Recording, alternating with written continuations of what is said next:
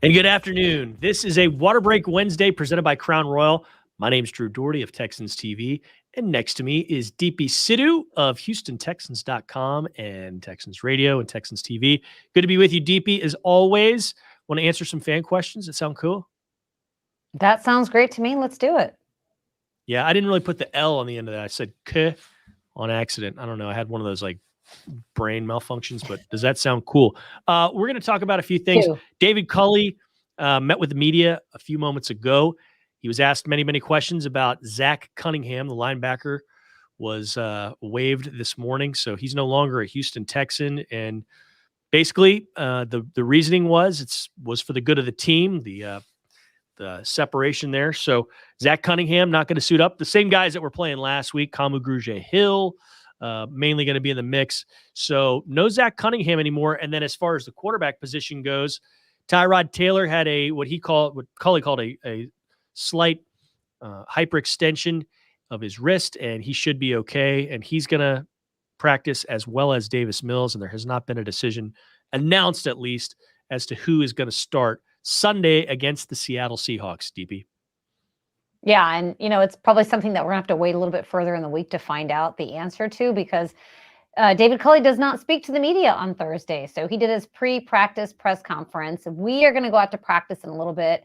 And if people want to know, like, well, why don't you just see who's getting first team reps? Well, we don't really get to see that during the media portion. We get to watch individual periods and drills. We will be able to see if Tyrod is out there throwing the football or not, but we won't get to see them in team reps, and we won't get a chance to see who's getting the majority of reps. It sounds like they're going to split them, and they've got a plan for that, to see who is going to be the starter and how they're going to evaluate that process. But I mean, Drew, if I were to guess, I would think that we're not going to find out till maybe Friday when Culley is addressing the media again. And Friday he goes off the record. But the last time something like this came up, he went on the record just to say who the starter was, and then he went off the record again. So I don't know. Maybe we'll hear from one of the coordinators tomorrow, but I don't see them making that announcement tomorrow. So it might be a few more days before we find out for sure. Exactly. Yeah, we're not going to be told, at least publicly. And Charlie is asking, do you think Tyrod Taylor will start again this season? I mean, I don't know. It's kind of a guess at this point. I would, based on what we heard after the game, Deepi, on Sunday, and what we've heard, on Monday and today, I get the sense it's going to be Mills. But that's purely a guess. But that's just kind of reading tea leaves and everything. I kind of think it's going to be Mills. Could be wrong, but if I had to guess, I'm guessing they're going with the rookie this week.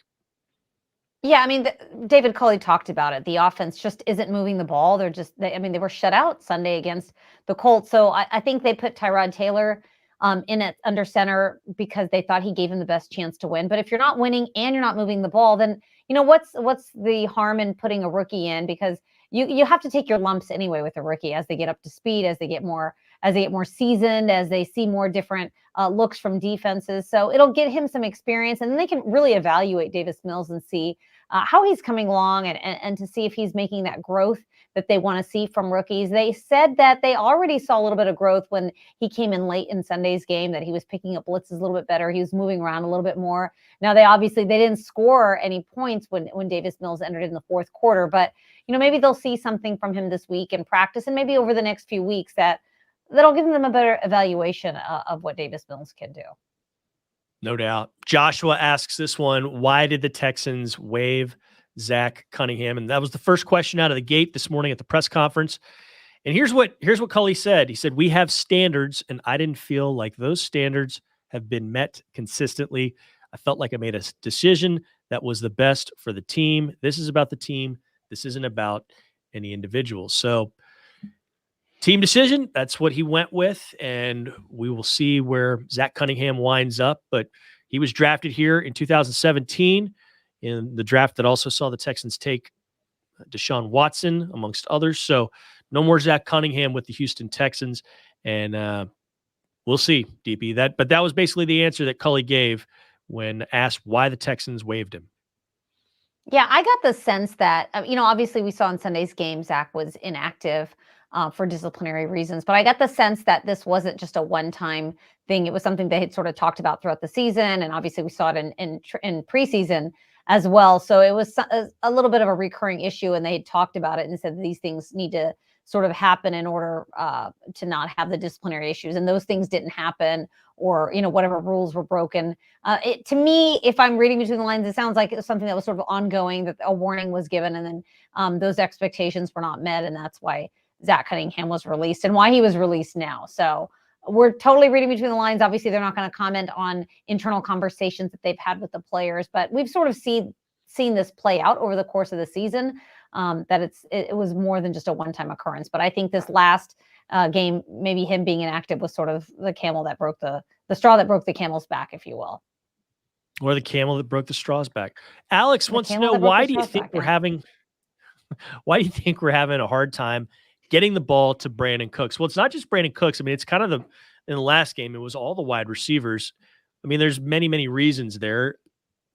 Texans have struggled at times as a unit to handle the blitz. So Tyrod Taylor was just, not able to get the ball to the receiver, when he wanted to. But it's kind of been not just limited to Cooks. I mean, it's been a very short passing game and very limited passing game, and really a limited offense the past couple of weeks. It's been tough, and the Texans need to get it turned around. I don't think it's a Brandon Cooks thing. He's playing at a really high level, and I just think there's a collective thing going on there that they're trying to shore up and they're trying to improve.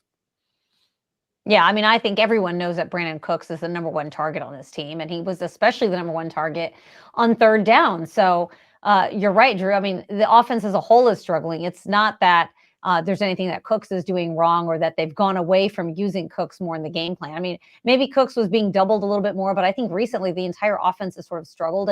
And whether that's the quarterback play or something else, I think that's what they're trying to do. They're trying to jiggle some things around. They're changing up the quarterback. They're seeing if that maybe gives a little spark to this offense so they can start moving the ball again. Because when you go three and out consistently, you really can't get anything going much on offense when you're not on the field long enough to do that. So it's just a myriad of things that have just sort of gone wrong for the offense. And I think they're hoping that they bring Davis Mills back in there and change some things and maybe get, some scoring here in the last few games and maybe get some wins, because it would be nice, as Farrell Brown told us on the Texans player show yesterday, to head into the offseason with a few wins and get some momentum going. Taylor, Charlie, and Chris all have draft questions, and they're all good ones. One is, what are the Texans' draft picks in 22? What should they look for in the draft? And do you think they'll choose an edge rusher, QB, or wide receiver, given the current pick? So let's address them one by one. Cool, Deepi? You got a first. You got a second. Yeah. Those are your own. So you've not traded any of those away. You've got those this year. You have your third as well. You also have a third from the Saints that you got in exchange for Bradley Roby, the corner that the Texans dealt earlier.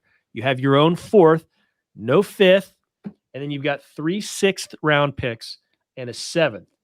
So all told, that's 9 picks in this year's draft. And as far as what they're looking for, I wouldn't be stunned if, at any position they chose aside from punter. They're not going to choose a punter really high.